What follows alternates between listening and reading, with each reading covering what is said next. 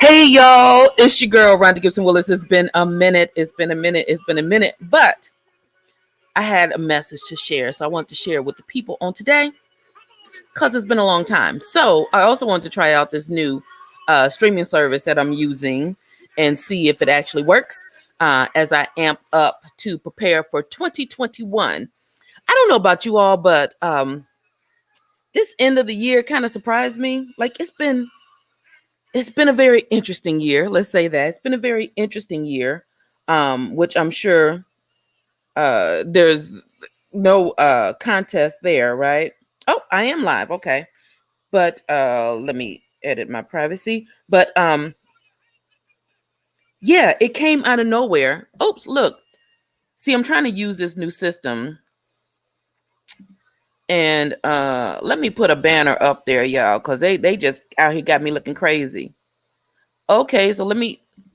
Okay, so I'm learning. Y'all get to learn along with me. So anyway, I want to come in and speak. If you're coming in, say hello. Let me know who you are, where you're from, what you're doing on this glorious Monday morning, and I'm going to try and respond because I have to watch it on my phone to get the comments. So anyway, so I just got out of a coaching session with the client. And I told her that I was going to use this story because it was so applicable to life, right? It's applicable to life. And I don't know about you all, but as 2020 comes to a close, I'm reevaluating a lot of things in my life. I'm reevaluating those areas where fear has kept me, even though I'm the dream pusher. I look fear in the face. I try to be courageous and go through it. I realize that there are areas and spaces that I have settled. And in working with my clients, I realized that a lot of us have settled in areas of comfortability that don't serve us long. So I'm going to tell you the conversation I just had with a coaching client, right? So she's telling me about this car that she's always wanted, right? She's always wanted this car. And I don't know about you all. If any of you have ever had a dream car, that thing that you've always wanted, but you've talked yourself out of it, let me know. Is there something that you wanted or you deserve, but you will talk yourself out of it because it doesn't seem applicable? It doesn't seem like it's reasonable. It doesn't seem practical. It doesn't seem doable for whatever reason. And so we can talk ourselves out of things. And so this particular woman has settled. She has settled for something that was practical. And then she caught a glimpse of what it was that she wanted. And that thing that she wanted, she always thought it was out of reach for her. Hey, Lakeisha, she always thought it was out of reach for her until she dared herself to give herself permission to seek it. So here's what she found. That the vehicle, right? Because we're talking vehicles, the vehicle that she wanted, the vehicle that she always discovered, always desired, that once she crunched the numbers, she gave herself permission to seek that thing that she felt was outside of her reach, that it became more plausible. It became more possible. It actually became more practical because get this, although the thing that she desired, the thing that she decided was too much for her, the thing that she allowed herself to be the barometer of checking of whether or not to settle for this other thing that was more practical, that was easier, that felt like it made more sense, right? It felt like it made more sense financially, practically, and all of that. Once she allowed herself to explore the possibilities of her more, guess what she discovered? She discovered that by tapping into that thing that was the more, the thing that it was that she had decided was too much for her, the thing that she decided was impractical because it was based on only her desire for what she wanted. And in her world, going after that thing that she desired for herself felt selfish. It felt selfish. It felt like it didn't matter because it was only for her pleasure. Does that make sense? How many of you have talked yourself out of something because the only justification that you have for doing it is that it will make you feel better. How many? How many of you have done that? How many of you have allowed yourself to talk yourself out of something purely because of the fact that you've decided that it feels selfish to do? Well, here's the thing. Even in our conversation, we had to start using new language because selfish has a negative connotation to it, right? When I say the word selfish, what do you immediately hear? What do you start thinking of when I say selfish? Be selfish. What do you think as a mother, as a sister, as a friend, as a daughter? What do you immediately think?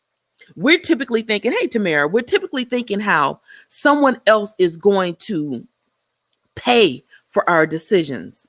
We immediately think about how other people will be affected by our decision. And sometimes to the fact that we choose martyrdom, right? I will be the martyr in this situation. What will happen is I will stay with this vehicle that will get me where I need to be, but does not give me the experience that I want to get there. Does that make sense? Like this vehicle will get me. The vehicle was a perfectly fine vehicle that she had. It got her where she needs to be. It was perfectly okay with her that other people, what they thought about it, it didn't matter to her.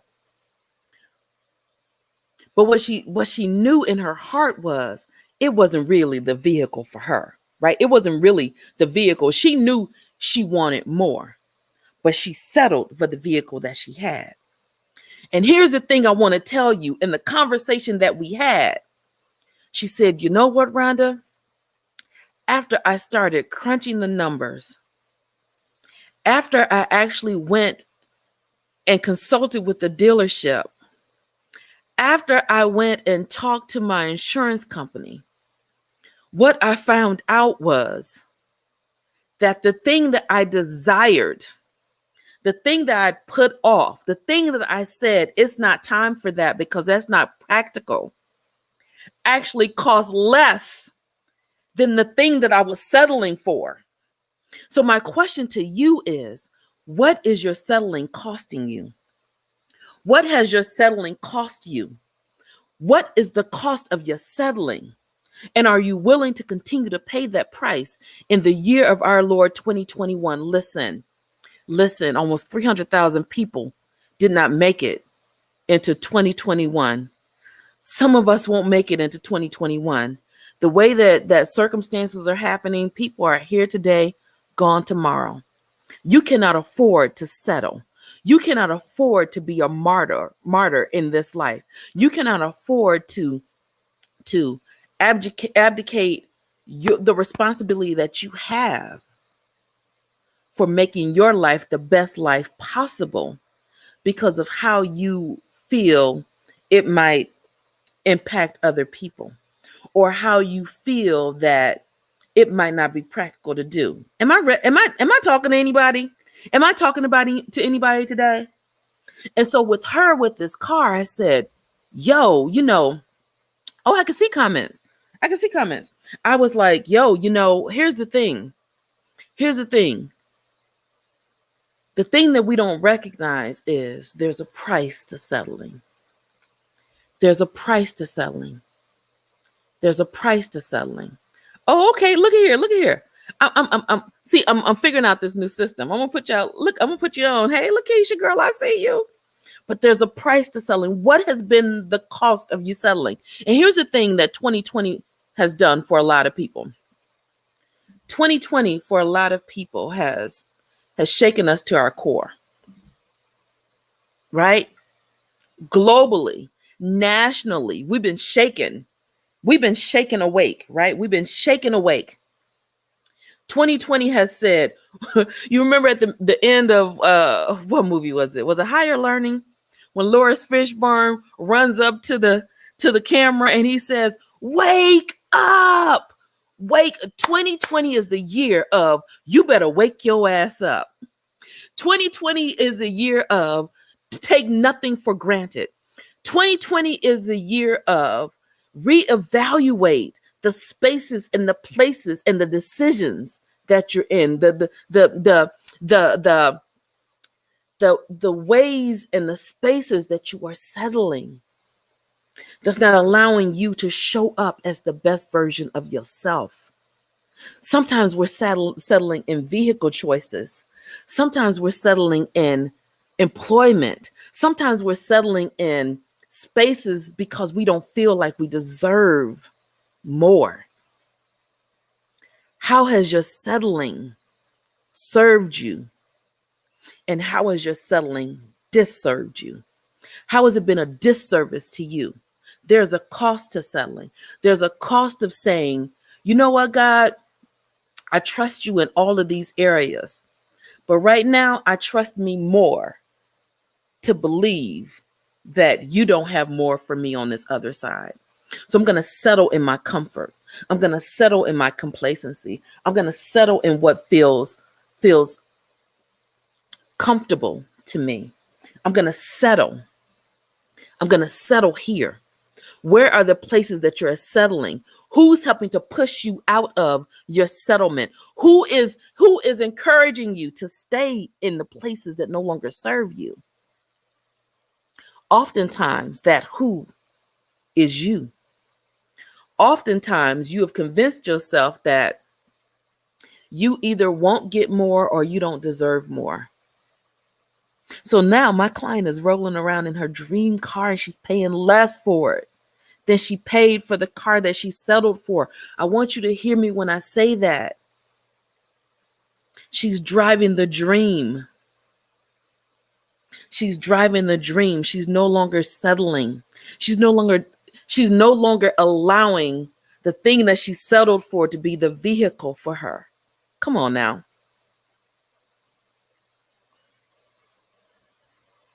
How are you settling? Is this the year you want to continue to settle? Is this the year? This is not the year. You can't afford to settle. Hey, Vita. Look, I'm putting up comments, y'all. I'm trying to get fancy with my new system. But we can't afford to settle. Am I right? Am I right? Who's tired of settling? Who's tired of settling? If you're settling because of your complacency, if you're settling because of fear, if you're settling because of what it was that you've told yourself that you don't deserve about settling, about more, the more for you. So my question is, what's the more? What's the more that you're not going for? What's the area that you've told yourself, I'm not supposed to be here? I know I'm not supposed to die here, but here I am dying here. Is it the job? Is it the dream that you gave up on? Is it the lack of going for your purpose full out?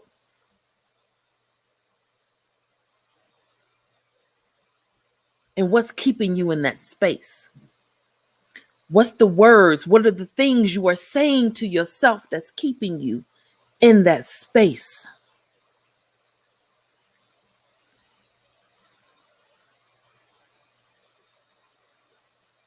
What is it? What is it? I see someone, I'm tired of selling. My affirmation this morning is I deserve more than I'm settling for. I deserve more. That's a hell of an affirmation. And what's interesting is this particular client, and I don't typically do this with clients. Well, no, yes, I do. Let me tell you how it works with my coaching clients. With my coaching clients, when I go into a coaching session, I typically pray before I get there. I pray like, Lord, lead me through this session. And at the end, I don't typically have an agenda. I go, I allow the spirit to flow wherever they're at, wherever I'm at, whatever it is. I've had clients say to me, I didn't come here to talk to you. That was not my intention to talk about this morning, but this is what I need to talk about, right? And even in my conversation with her at the end,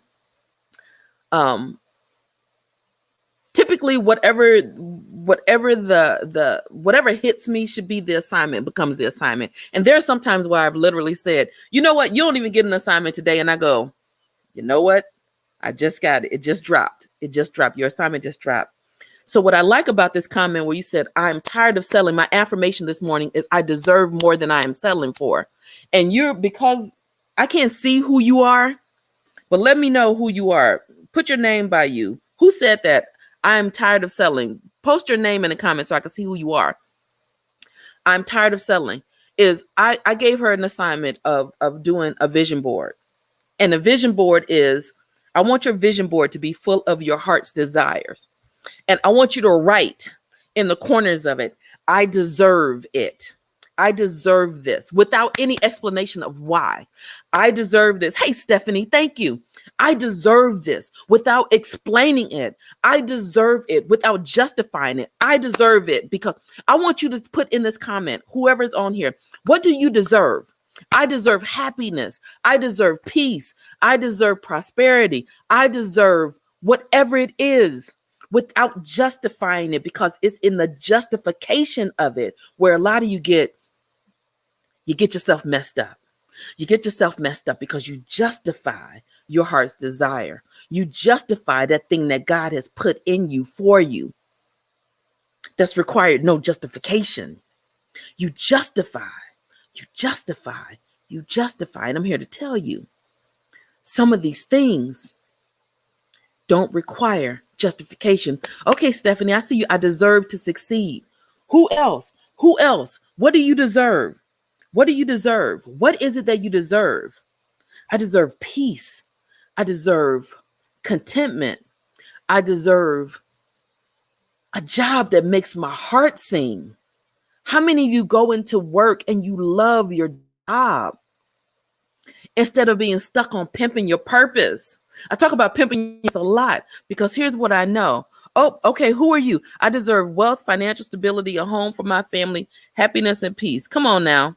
I see you. I deserve wealth. I deserve to be genuinely loved. I deserve peace. I deserve joy. Yes. I'm loving it. Yes, you deserve it without any justifications, without any qualifiers, because what I found in coaching, well, let me tell you, I coach a lot of amazing women and men. I have a couple of male clients. I coach a lot of amazing people. And what I find is there's like a lot of people deal with this internal push and pull, right? A lot of us, I'm saying a lot of us, we deal with this. I know what it is that I want. I know what it is that I want. I know what it is that I desire. I know what it is that I would love to have. But then we have that part of us that will have this nagging of, but remember that time, remember that, and the imposter syndrome. How many of you are familiar with the concept of imposter syndrome? Imposter syndrome will convince you that you don't deserve to be in the spaces that you're in. Imposter syndrome will say to you, you don't deserve all those good things that it is that you want. So I'm saying to you, as an affirmation to yourself, just wake up every morning and say, I deserve it. I don't have to earn it. I don't have to prove it. I don't have to pay for it. I just have to claim it. I just have to claim it. In 2021, what is it that you are claiming? What is it that you are claiming? Are you claiming peace? Are you claiming prosperity? Are you claiming purpose? Are you claiming contempt? What are you claiming? What are you claiming? Come on now. What are you claiming? So what are you? Put it in the comments now. I am claiming blank for 2021. I am claiming this for my life. I am claiming this because see what happened was 2020 served a lot of purposes, y'all. 2020 served a lot of purposes. It shook a lot of things up. A lot of things that has settled to the bottom. See, I use analogies a lot when I coach. I use analogies. I say, I'm like, you know how Jesus was full of parables? I'm full of parables. I'm full of parables. And so I have when you think about settling, I want you to think about this. I want you to get this picture in your head when you think about settling. So when you have an aquarium, and I've used this analogy before. If you've been with me, you know this analogy. Hey, Gadelia, I'm claiming love, wealth, financial stability. Come on now. Come on now. What else? What else are you claiming? I'm claiming success. Come on now. Come on now. What else are you claiming? What else are we claiming? What else are you claiming? Claim it and name it. Claim it and name it. Claim it and name it. Claim it. It's yours. So when you think about the concept of settling and 2020, so 2020 was your aquarium that you have to filter, that you change the water every once in a while, claiming a job that pays me well and brings me joy. Come on now. And what happened was your aquarium was good. It was clear. You swimming around, you content. Now, if you've ever had an aquarium, you know that when you change the water in the aquarium, you have to be very careful if you're not planning on cleaning it. Because if you're not being very careful, if you pour too much water in your aquarium, what happens to what's at the bottom? Okay, Vita, I'm claiming a delicious love relationship. Come on now. She said delicious. But what happens when you just dump a bunch of water in an aquarium? I'm claiming I will no longer seek the approval or validation to fully show up in my anoint and come on and serve my purpose. Who are you? Who are you? Because I can't see your name.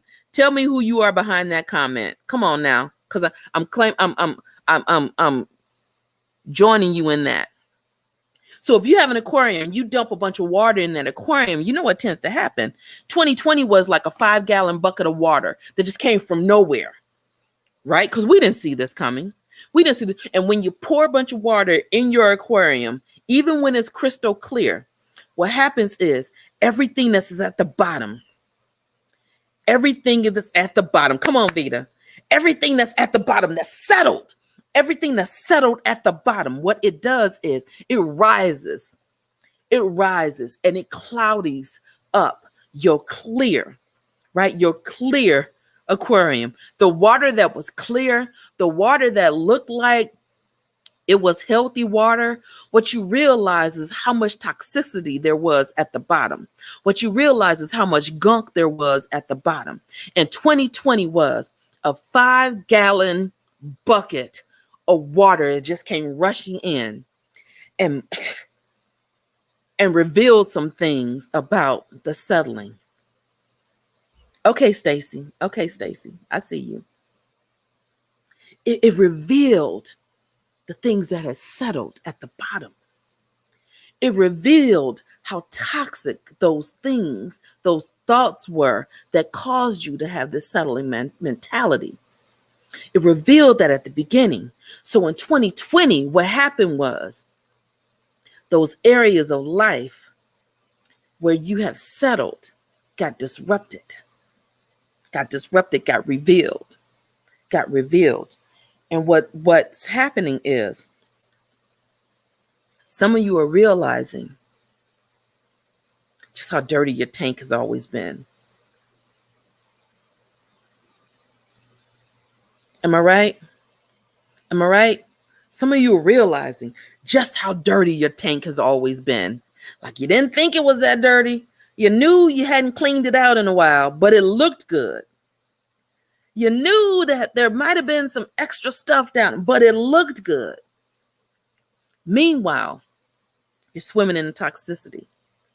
Okay, Vita, I see you. 2020 shook me up and showed me the stuff I've been holding on to that wasn't serving me. Yeah. I think that was the purpose of 2020. And there is purpose in the pain of this year. There's purpose in the pain of this year. If we are blessed enough to make it out of 2020, the season of 2020, if we're blessed enough to make it through this, we cannot allow it to be in vain. That pain cannot be in vain. And so even as I was speaking with this client, right, because a lot of what keeps us stuck in spaces that we know that we shouldn't be in or shouldn't stay in, or decisions that we've made, is because it feels like it's selfish. It's selfish of us to do otherwise, right? It feels selfish. It feels selfish. I love this. No longer seek approval. And so when you hear the word selfish, what do you think? When you hear the word selfish, what do you think? Is it a word that makes you feel good about what you're doing? Or is it something that makes you like, ugh. If I say be selfish, what do you hear?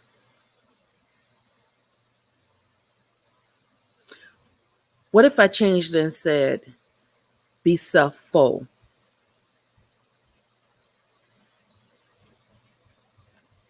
What if I said be selfful? Stacy said 2020 exposed true relationships to me, who was just in my life for what they could get out of my life. Anyone else get that lesson? Anyone else?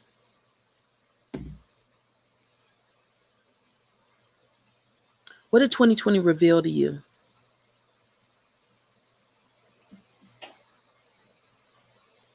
And how are you willing to serve yourself into 2021? In what ways are you willing to serve yourself into 2021?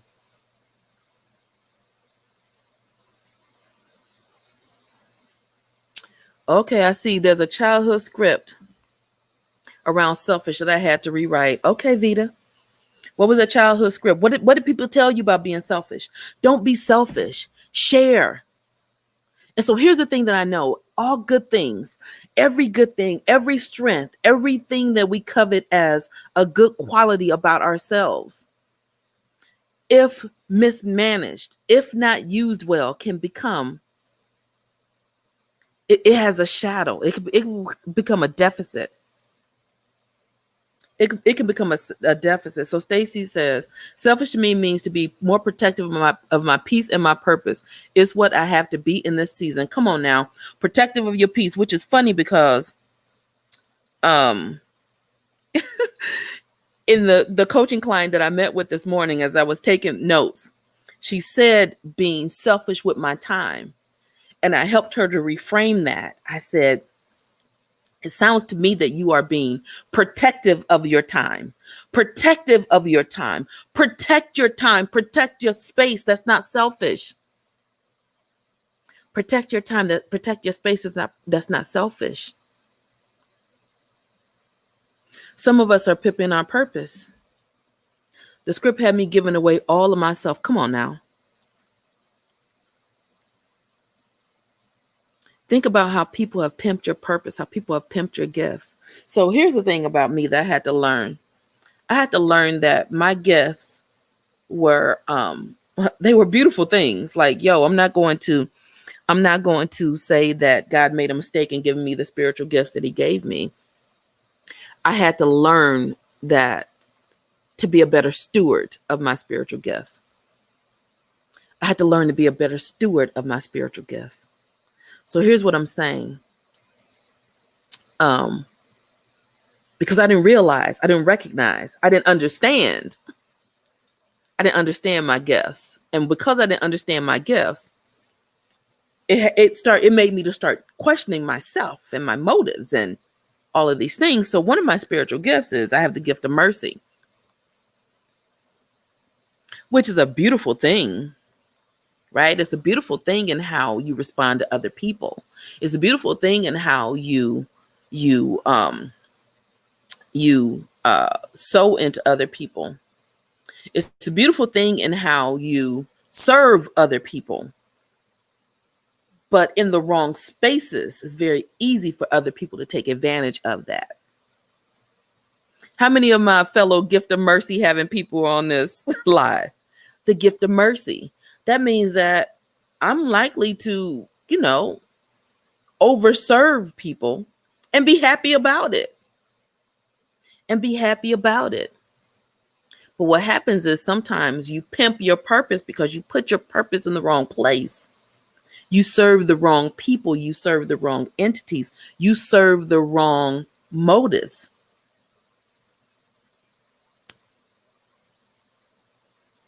And you allow your purpose to be pimped. A good thing, a strength, can become a weakness or a deficit if it's not managed well. If you don't call that thing the thing that it is. If you don't truly understand your gifts and your purpose, you can mismanage the hell out of it. And I meant what I said. If you don't understand your gifts and your purpose, you can mismanage the hell into it. How about that? You can mismanage the hell into it. Understand your gifts. Understand your purpose. Be purposeful. Understand that you deserve. Understand that there are not as many qualifiers for you to have the good in life. In real life, over what you put over for yourself. What are the qualifiers? What are the things that you tell yourself that when I do this, then I'll get the thing I deserve? What's that thing that you've been telling yourself that when you do this, then you'll earn what it is that you want? What is it? Put it in the comments. When I finish this degree, when I lose this weight, when I do X, Y, and Z, what is it? What is the thing? What is the thing that you've told yourself that when you do this, right? Not just that you've told yourself in conversations with yourself, but what is that you're telling yourself that maybe even you don't realize that you're telling yourself? And sometimes you won't know that you're telling yourself this thing until you sit down, spend some time and sit down and explore your patterns of behavior. See, that's what I love about coaching.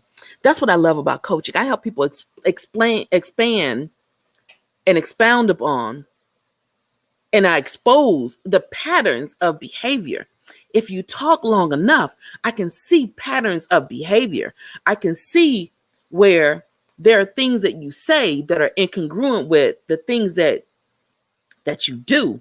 I can see some of the settlement. And Paula, here's the thing, Paula, you're not the only one who needs to understand their gift. You're not the only one who needs to understand their gift. There's so many of us out here who don't recognize or realize that we have gifts. We think that these gifts are for other people when we are all gifted. We are all gifted. We have all gifted. Okay.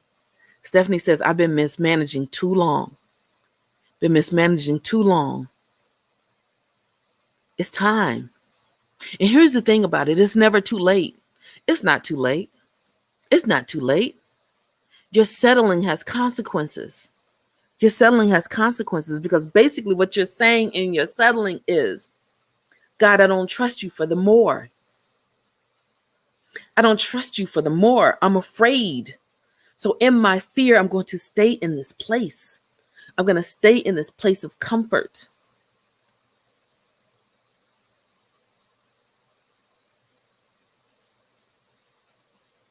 So Vita says, I'll do it when my son gets older. Oh, when I hear from God, I'll do it. But I've heard already. Come on, Vita. Come on now. Come on now, Vita. I think that I did a Facebook Live from this exact spot probably 4 months ago, 4 or 5 months ago, where you said the same thing. I've already heard. I've already heard. I've already heard. And if you've already heard, that means it's time to do. That means it's time to do. See, the thing that that I know is sometimes we hear. I hear things too. We hear and we don't move, and then we still expect to get the thing that it is that we feel that we want or we desire. We still expect when God's like, I already told you, your turn. Now move. Now move. Now move. Now move. Vita, he said, now move. Vita, he said, now go. Vita, he said, do what I told you to do. Vita, he said, now.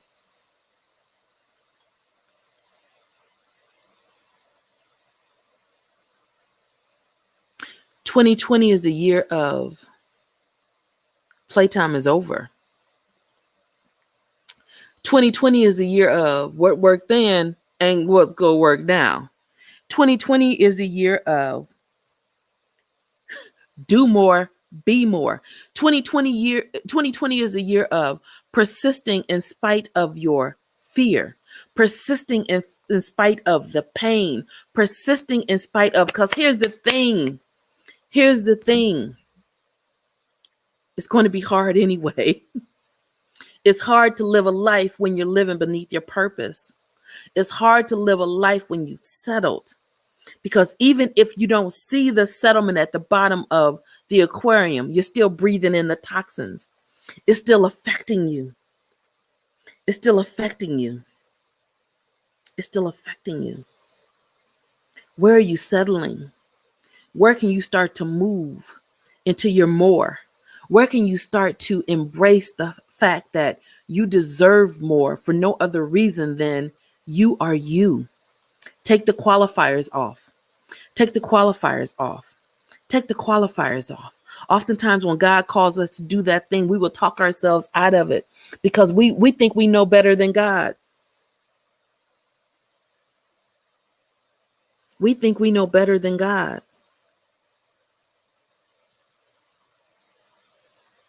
We think our plan. We think we need what we need. Hey, Sonia. We think we need to do what it is that we need to do. And then we'll invite God into the process that he already invited us into. He invited you in and said, this is yours. And you still at the front door begging the doorman in for permission to come into the hotel. Come on now. Your suite done already been paid for with all of the finest accoutrements. Is that the word? And amenities and the best view. And you at the front desk, you at the front door begging a doorman who doesn't even know about your access. He doesn't know. You're begging the doorman if you can get in when you never should have stopped to talk to him in the first place. You never should have talked to the doorman in the first place. You should have walked straight up to the gate and said, I'm here to check in. Not can I check in? I'm here to check into my room. I'm here to claim my room. What room has your name on it? What room have you failed to claim that's already been booked and paid for you? What space are you avoiding entering because you're too busy trying to get the approval of the people at the front door? The person whose only job is to open the door for you and greet you. That's their only job. You don't even have to ask their permission. You're just supposed to walk up, stop, and let him do what he does. But right now, you've empowered the doorman to tell you no when he never had that power in the first place. You've given him that power. You've given the doorman the power to tell you no when all you had to do is walk in to the front desk and say, I'm here to check in. Okay, Paula. Okay, Paula. What hit you? No, Gadelia. What hit you there? What hit you? What hit you? There was something for you there. What doorman? Who are the doorman in your life? What are the doorman experiences in your life when you should have just been checking into your room? You got the penthouse. You got the penthouse. You got the penthouse. Okay, Sonia. Okay. See, I knew there was a reason. Y'all, I don't know if y'all noticed, but I took a little hiatus from the social media. I took a little hiatus. I was like, Lord, okay, we're coming up on the end of this year. We're coming up on the end of this year. And God has kept me through this year.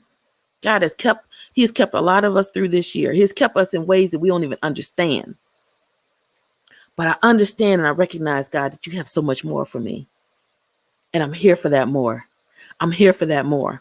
And so I don't think it was an accident that I decided, because I was going to ride out the end of the year before I came back and really started, because I'm really I'm really going into, strategizing, getting my year-end strategy in, meeting with my coach soon to get all these things together.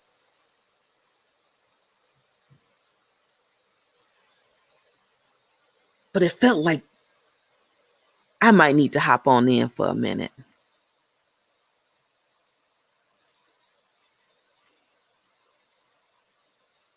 Somebody needed to hear this message. And so what I want you to understand, that even that was out of obedience.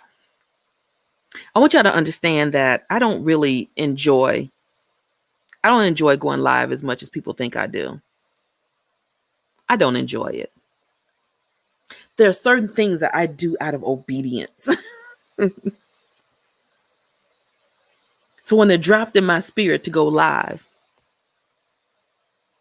I'm going to go live. Even when I've already had a self-imposed, I'm going to time out a little bit. Because here's what I recognize. That sometimes all I have to do is say yes to the assignment and show up. And not worry about who's going to get served or what it is I'm going to say. Because I didn't really know what I was going to talk about. But sometimes when you show up, no. Showing up is all I had to do. Showing up when God tells you to walk into that space.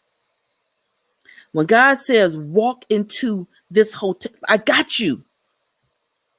And you're spending your time debating with the doorman whether or not you can come in.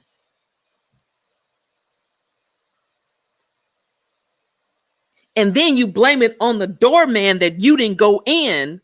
Do you hear? Come on now. Do you hear me?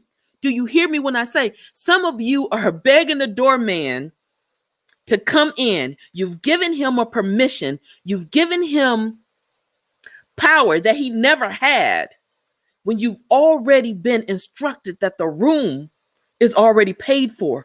All you have to do is walk in and claim it. And then when you don't, you know what you do? You go out and you blame the doorman. No, baby, you know who God is putting the responsibility on you not being in that room? He's not looking at the doorman. He's not looking at the doorman. He's looking at you.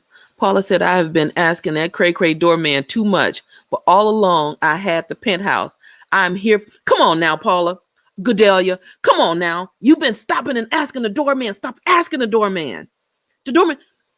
I made a shirt once upon a time and said, my dopeness doesn't require your approval. My dopeness, you're asking the doorman for your approval. Nothing against doormen, but understand that he has a position. His position is only to open the door, to greet you and to open the door. He is not the security guard. He is not the person to check you in. He is not any of that. And you've allowed the person whose only responsibility is to greet you kindly and open the door to be the person who determines whether or not you even make it up to the room. Come on now. You already have the key. You already have the key. You're welcome, Paula. Here's the thing though. Here's the thing. So at the beginning of the year, at the beginning of the year, how we all have our mantras. My beginning of the year mantra was, listen to God, do what he says, and watch God work. Those were the three things I said. Listen to God, do what he says, and watch God work. Listen to God, do what he says, and watch God work. 2020 was a very interesting year, y'all. I don't have to tell anybody. About how interesting of a year 2020 was, right? And sometimes when you listen to God, I was just having this conversation with somebody the other day. I said, when you truly listen to God, and when you listen to God and you're around people that understand that, when you're around people who don't understand what it looks like, it makes you look a little crazy. It makes you look like you ain't really got it all, right? But what I understand is, if I allowed that to be the barometer of whether I show up or not, that will be me listening to the doorman. That will be me empowering the doorman, the people who just supposed to Smile, greet, and just open the door. So I want to tell all the doormen in my life, and I want you to tell all the doormen in your life who you've empowered to shut a door on you, whose only responsibility, their only job was to open the door. I want you to tell them, shut up and do your job. Now, don't go tell real people that. I'm talking about the doorman in your mind that's allowed you to shortchange yourself. I want you to tell them, shut up and do your job. Your job is just to open the door and greet. Because some of you, the doorman that you are contending with is you. The doorman that you are contending with is you. It's nobody else. You are the doorman that you are arguing with. Tell her to shut up and do your job. Your job is just to smile and open the door. Greet me kindly. Greet me kindly. Welcome. Welcome to your next level. Welcome to your next level. Yes, the doorman is you. Welcome. You deserve it. You deserve it. You don't have to earn it. You deserve it. You are qualified for it. You deserve it. Your missteps don't disqualify you. You deserve it. Your flaws don't disqualify you. You deserve it. Your mistakes, your missteps, your whatever. You deserve it. Because I don't know about you, but my God is a God of second chances. My God is a God of reconciliation. My God is a redeemer of time. So for those of you who are saying it's too late for that dream, I want you to understand that it's too late is the doorman that's keeping the door closed for you. I want you to understand that I don't deserve it is the doorman that's keeping the door closed for you. I want you to understand that when you tell yourself that you got to be better than who you are is the doorman that's keeping the door closed for you. I want you to understand that. Yes, thank you. I'm so full this morning. My missteps don't disqualify me. I quit today as the doorman. Come on now. Who's ready to fire your doorman? If you're ready to fire your doorman, say, I'm firing my doorman today. Because you need to replace him with somebody else who won't even entertain that from you. That when you walk up and you try to explain to him, he's like, no, this is yours.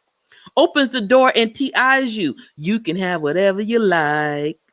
You can have whatever you like. You got to fire the doorman that will sit there and even argue with you. The doorman that will feed into that is not the doorman for you. If you're ready to fire your doorman, say, I'm firing my doorman today. He is fired. Fire him. He has no place in your destiny. He has no place in what it is that God has created you to do. See, what I believe is that, I'm about to start. I might step on some toes. If I do, I don't mean to, but it is what it is. We are spiritual beings living a human existence, right? We're spiritual beings who live in this flesh. And what's happened is we have become so focused sometimes on the human experience that we forget about the spiritual experience. And in that way, we give human beings way more power. We give them way more power to determine our destiny, our purpose, than what it is that we allow God to have in our lives. Does that make sense? Sometimes we acquiesce our power to satisfy our flesh. And in satisfying our flesh, sometimes we satisfy our flesh because it seems like the most practical thing to do, right? Go back to my client who got the practical vehicle because it seemed practical to do when she had this the vehicle that she desired for herself, but for whatever reason had disqualified herself from obtaining. We do that because it seems practical. It seems practical to allow other human beings to have more say in our lives than God. We give human beings more say in our lives than God by handing over our purpose and our destiny to them, by trusting that they will take care of us in ways that only God can, by saying that I understand I'm purposed to do more, but I got these bills to pay, and not trusting that God will take care of you. And so you have to ask yourself, who are you believing? Who are you believing? Are you believing your fears, or are you believing your God? Are you believing your faith, or are you believing your God? Are you believing other people, or are you believing your God? Okay, I see you, Vita. I'm firing my doorman today. You are fired. Take your pink slip, no notice, no servants package. Bye. She's fired today. 12:26 on 12:21. Come on now. Is it 12:20? It's 12:27. All right. Fired. And not rehiring. Because see, here's the thing. When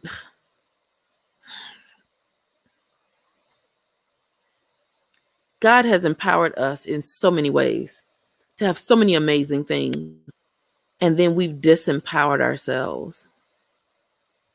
We've disempowered ourselves by turning over control to people who never should have had that control in the first place.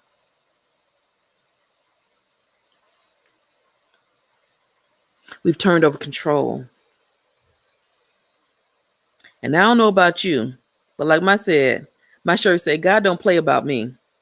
God don't play about me. And when I truly understood that, when I truly understood that even if it frightens me, even if I don't understand it, even if I don't like it, even if I don't believe that is something I could do, I'm going to listen to God. I'm going to do what he says. And I'm going to watch God work. He's much better than me than the doorman. He's much better than me than the guy who checks me in. He's much better than me than all the other people. He secured the room. He secured your room. He secured your room. Stop fighting the doorman. Stop fighting the doorman. So with that being said, if this message resonated with you, feel free to share it. Yes, listen to God, do what he says, and then watch God work. A lot of us miss that middle part, right, Katrina? Listen to God.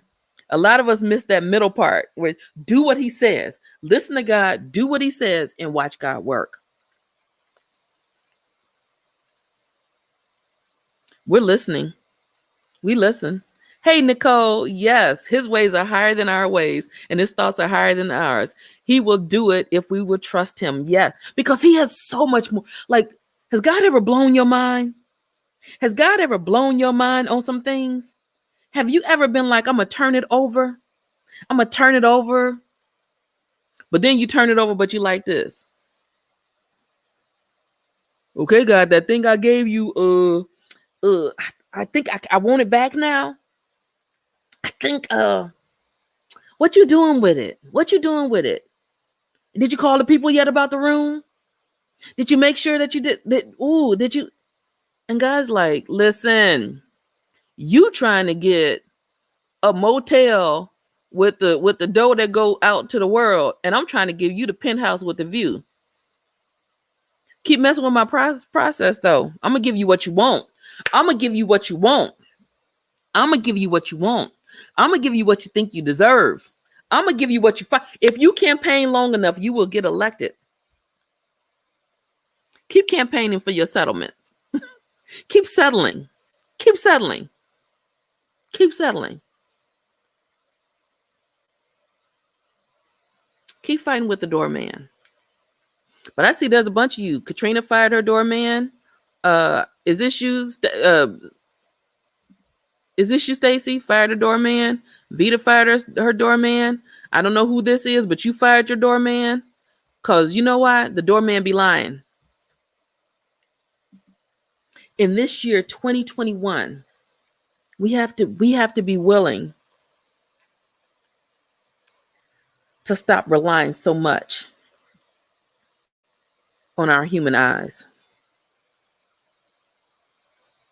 We have to be willing to see things through our spiritual eyes.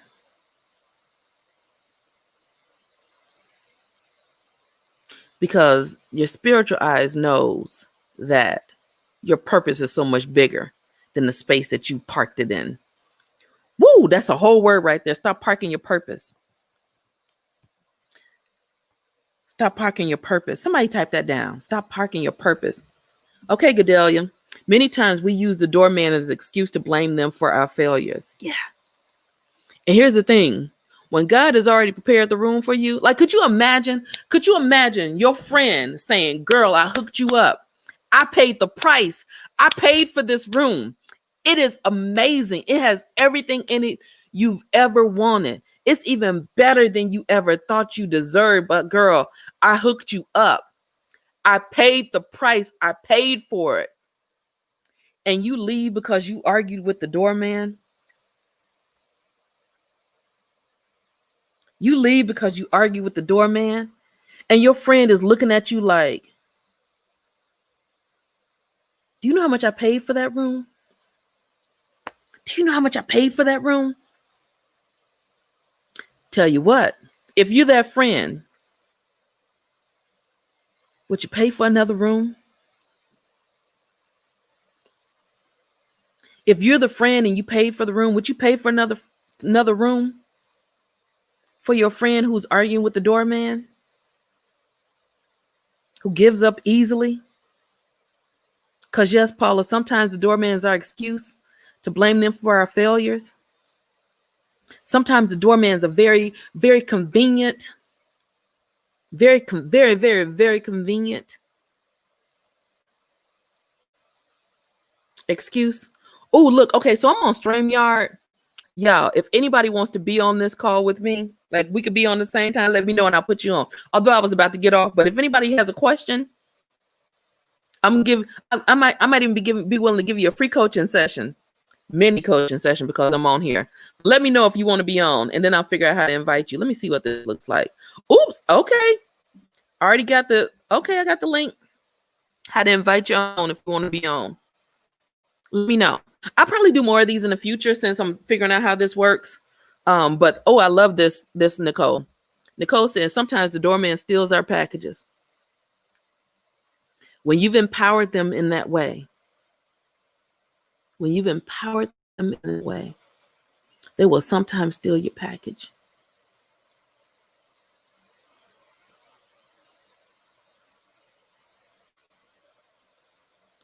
This purpose belongs to you.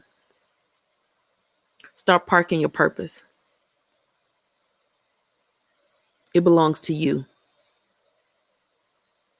You deserve it for no other reason than you deserve it. No one can disqualify you for that room. No one has the power to do that. The only person that's stopping you is not the doorman. It's you. It's you. It's you who's stopping you. It's you. Decide that 2021, decide that this last week of 2020, that you're not stopping at the door. You're allowing the doorman to do his job, which is open the door and speak kindly to you, greet you kindly. Because here's the thing that I know. If the doorman is rude to you, if the doorman argues with you, That's grounds for dismissal. That's grounds for dismissal. You understand that? That's grounds for dismissal. Don't be the doorman that's keeping you from your penthouse. Don't. Your penthouse awaits. Your penthouse awaits. Your penthouse awaits. Hey, Jason, how you doing? Your penthouse awaits you. It's been bought and paid for. It's furnished. You might have to walk up the stairs to it. You might have to leave some baggage at the front door to get to your penthouse. Not everything and everybody can go to the penthouse with you. Not everything and everybody can go to the penthouse with you. Certain things won't fit in that place, in that space anymore. Holla if you hear me. Certain things won't fit in that space anymore. The items of your settlement can't make it to your elevation. The air is different up there. The air is different up there.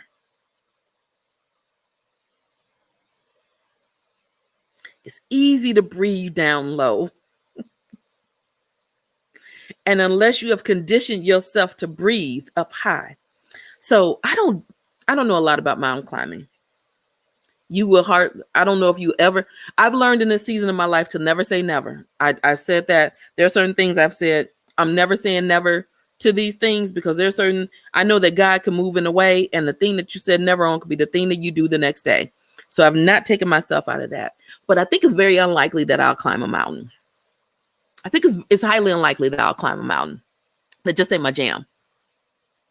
But there are people who climb mountains, who train to climb mountains. And I don't know if you've ever looked at like Mount Everest. Like if you don't properly train, the elevation will kill you. The air up there, because the air is different. You've got to train for the air up there. Come on now. You've got to train for the air up there. And what happens is if you're not properly training yourself for the air up there, and part of that training is you have to be in those spaces. Part of that training is you have to condition your body to push past discomfort. Part of that is you have to recognize that you have to breathe different up there. You can't breathe the same way you breathe here. You got to learn to breathe again, because if you don't, you will not survive in your elevation because you have not prepared yourself accordingly. Let me say that again.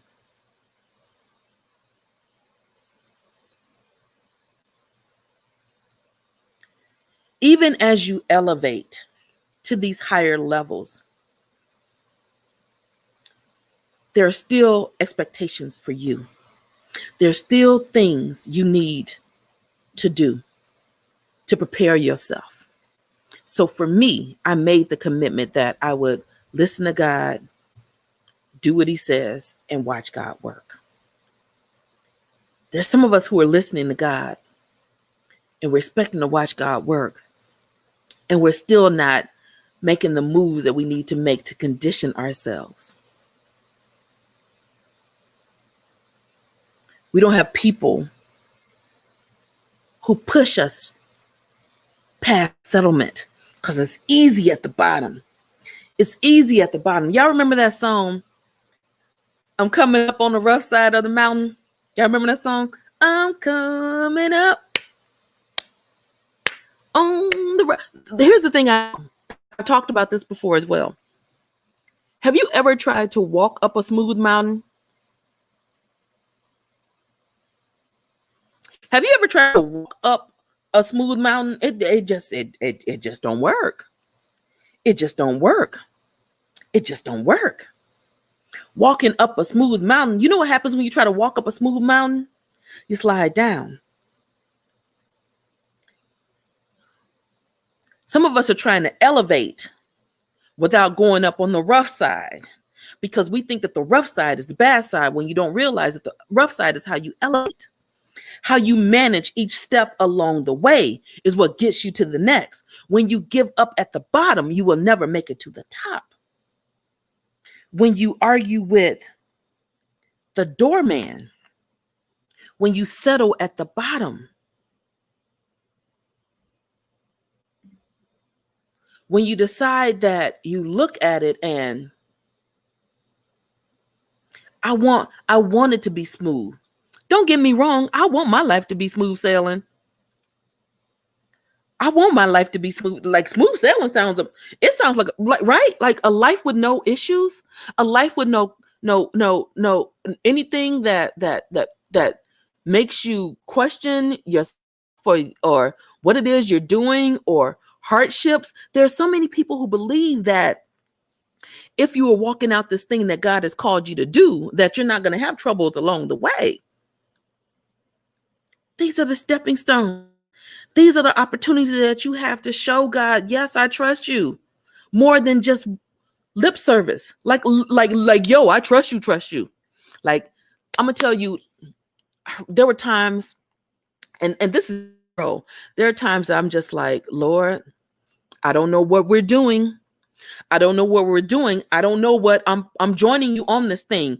Isaiah 43:19 says, behold, I am doing a new thing. Do you not perceive it? Lord, I know you're doing a new thing. I don't know what that new thing is, but I'm here because he invited me along this journey. And so I'm walking along this journey. I'm going, I don't know what we're doing, but I'm here and I trust you.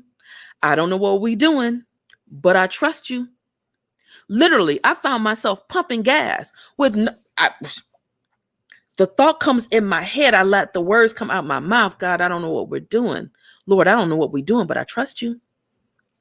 I don't know what we're doing. Staying stuck at that bottom level is saying, I don't know what we're doing. I don't know what you're doing, because you haven't joined him in it, right? You haven't joined him in the room. I don't know what you're doing, but I don't trust you either. Thank you, Crystal. Positive attitude determines altitude for sure. Wow, I've been going up the rough side, but haven't used the right tools or shoot. Come on now. Yeah. Equip yourself. Equip yourself. Equip yourself. And sometimes dream pushers need dream pushers. Coaches need coaches. Therapists we need people outside of ourselves to help us even realize that when we're settling.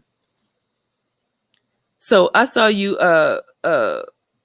Katrina, you said that that is tremendous takeaway. What were you talking about? Was this stop arguing with the doorman, just walk through the door, stay the course, no distractions at the bottom level? Were those your takeaways? 2021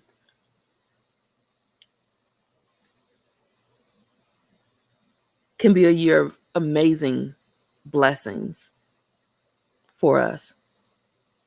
A large part is not necessarily in what happens to us.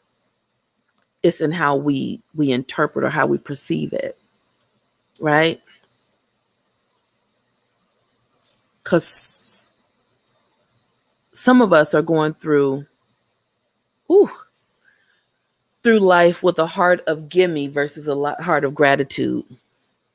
A heart of gimme versus a heart of gratitude. A heart of gimme says, God, give me more. A heart of gratitude says, thank you, Lord, for what I have. A heart of gimme says, there's never enough. A heart of gratitude says, whatever I have is enough. A heart of gimme says, Lord, I don't have what I wanted or what I expected. Where are you in this? A heart of gratitude says, thank you for the lessons. Thank you for building me the way you built me. Thank you for giving me the opportunities to grow. Because I tell you, it's been in my most painful spaces, in my most painful experiences, that I've grown, that I've allowed myself to lean into the lesson. How many of you are leaning into the lesson? How many of you have taken the steps on the mountain, even though it looks higher? The top of it is higher than anything you've ever thought you'd climb in your life. The heights scare you. The altitude scares you. But it's only in the doing that you're going to get there. It's only in the movement. It's only in the preparing yourself in that way, by doing those things, that you're able to survive that level of elevation. And here's what you have to know. Not everybody's going with you. Not everything is going with you. Pack light. Pack light. Unpack the insecurities. Unpack the excuses. Unpack the people, places, and things that tell you that this isn't for you. Unpack your self-limiting beliefs. Unpack anything that says to you that what God has for you is not for you. Unpack. Unpack. 2021 is the year of more. Claim it. Claim it. Claim it.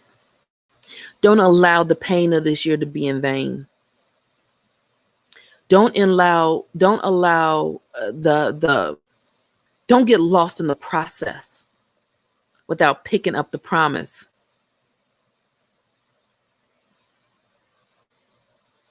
Remember who you are. Remember whose you are. And check into your room. All right, y'all. That's all I have for you today. When I tell you I didn't plan on coming live, I didn't really know what I was talking about. When I tell you I really had no attention for over an hour. When I tell you that, believe me. But also believe me when I tell you that I try to be obedient. I don't always make the mark. I try to be obedient. But sometimes I get in my way. So I know that other people get in their way too. It's easy. Like I get called by my coach. Who's calling you? You're welcome. You're welcome, Vita. Who's calling you out? Who's calling you out? So yeah, with that being said, I don't know when you'll see me again. Like I said, I have plans of what I was going to do, but when God says move, I move. Love you too, Gadelia. You're welcome. You're welcome. You're welcome. Listen, I'm just a girl out here committed to allowing God to work in my life the way he promised me he would. Some of you are denying God that opportunity. You too, Sonia. You're welcome. You're welcome. Some of you are denying God that opportunity. So with that being said, I pray you all have an amazing day. I don't know if I'll be back on before the end of this year, but if God says so, I'm showing up.